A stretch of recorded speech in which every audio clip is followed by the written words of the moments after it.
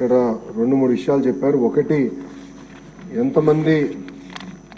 ఎంతమందికి ఇంకా అంటే వేకెన్సీస్ ఎంతమందికి ఆర్డర్స్ అనేది ఇష్యూ చేసామనే దానిపైన ఒక డిస్కషన్ ఉంది అధ్యక్ష. గత ప్రభుత్వం నోటిఫై చేసిన వేకెన్సీస్ 4,534 అధ్యక్ష. దాంట్లో అపాయింట్మెంట్ ఆర్డర్స్ ఇప్పటికి ఇచ్చింది 3,939, అంటే ఒక 600, సుమారుగా ఒక 600 వేకెన్సీస్ ఉన్నాయి.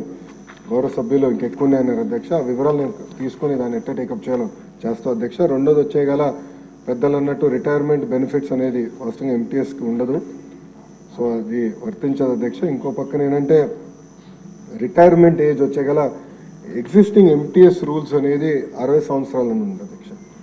సో అది గౌరవ సభ్యులు కోరారు, అది నేను అధికారులతో చర్చించి మాకు గౌరవ ముఖ్యమంత్రి గారితో రివ్యూ మీటింగ్ అయినప్పుడు అది ఎట్లా టేకప్ చేయాలో అది కూడా డిస్కస్ చేస్తాను అధ్యక్ష. అధ్యక్ష, మీరు చూస్తే చాలా స్పష్టంగా నేను చెప్పదలుచుకుంది ఏంటంటే 1998 డిఎస్సిలో 22,542 పోస్టులు శాంక్షన్ అవుతే ఫిల్ అయింది 18,008 పోస్టులు, అంటే పెండింగ్ 4,534 పోస్టులు క్యారీ ఫార్వర్డ్. దాంట్లో 3,939 పోస్టులు ఎంటీఎస్ ద్వారా అపాయింట్మెంట్ అయింది, మిగిలింది 595 పోస్టులు అధ్యక్ష. ఫస్ట్ ఆ నెంబర్ వస్తాం అధ్యక్ష. దెన్ బ్యాలెన్స్ మీరు చెప్పినట్లు ఎట్లా టేకప్ చేయాలో గౌరవ ముఖ్యమంత్రి గారితో చర్చించి టేకప్ చేస్తాం. మీరు అన్నట్టు పాదయాత్రలో కూడా 1998 డిఎస్సి మెంబర్స్ అని కలిశారు. గత 5 నెలల్లో కూడా ప్రజా దర్బార్లో కూడా నాకు కలుస్తాం జరిగింది. సో సబ్జెక్టు నాకు అవగాహన ఉంది అధ్యక్ష. ఒక పద్ధతి ప్రకారం ఇది ముందలు తీసుకెళ్తాం. ఇది ఇంతేకాకుండా అధ్యక్ష, నిరుద్యోగ యువకులు ఒక హామీ వదలుచుకున్నాను అధ్యక్ష. నేను అధికారులు కూడా నేను చెప్పింది ఏంటంటే అసలు డిఎస్పీ పైన గతంలో ఎన్ని కేసులు పడినాయి, దేనివల్ల పడినాయి, ఎందుకంటే ప్రభుత్వం మనమే మేజర్ లిటిగెంట్ అవుతున్నాం, అట్లా కాదు. గతంలో పడిన కేసులన్నీ స్టడీ చేయండి, స్టడీ చేసి ఇప్పుడు ఇచ్చే డిఎస్సి నోటిఫికేషన్ పకడ్బందీగా ఇవ్వండి, అందరికీ ఆమోదమైన డిఎస్సి నోటిఫికేషన్ ఇవ్వాలి. ఇది మళ్ళీ ఒక లీగల్ లిటిగేషన్లోకి వెళ్ళకూడదు అని చాలా స్పష్టంగా నేను చెప్తాం జరిగింది. అధికారులు కూడా చాలా టైం పెట్టారు దానిపైన అధ్యక్ష. మీ అందరి సహకారంతో one of the best notification త్వరలో మేము ఇవ్వబోతున్నాం.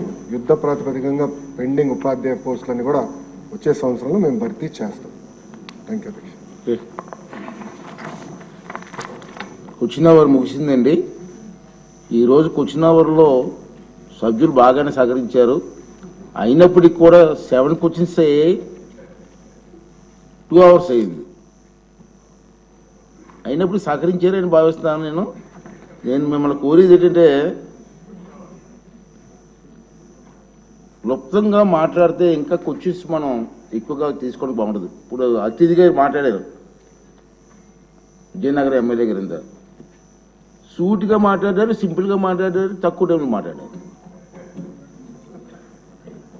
అదే ఇప్పుడు లోకేష్ బాబు గారు పొగటం కాదు కానీ మంత్రిగా సమాధానం చేసి చాలా క్లుప్తంగా వివరిస్తున్నారు, తక్కువ టైంలో సబ్జెక్ట్ క్లుప్తంగా.